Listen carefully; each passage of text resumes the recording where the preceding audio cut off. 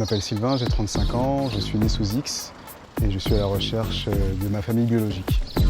Aujourd'hui installé en Dordogne après avoir grandi dans un petit village de la région parisienne, une mère ouvrière et un père pompier qui n'ont jamais caché ses origines au petit garçon. Je suis noir, mes parents sont blancs, donc dès petit, je leur ai demandé pourquoi moi je suis noir et pourquoi vous êtes blanc. Ils ont pris un planisphère, ils m'ont dit tu viens de là, ta maman est de la Guinée, ton papa il serait peut-être guadeloupéen ou martiniquais, ils n'étaient pas vraiment certains de la nationalité.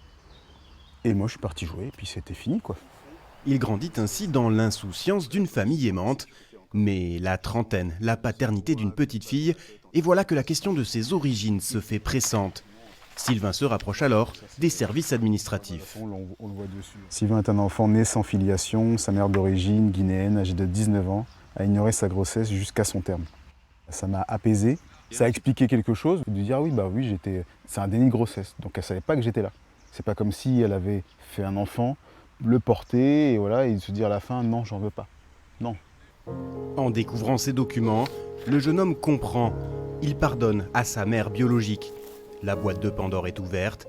Sylvain souhaite continuer sa quête, soutenu par sa famille adoptive. Une quête existentielle dont le dénouement est loin d'être connu d'avance. Scénario idéal, on me recontacte, je la re-rencontre.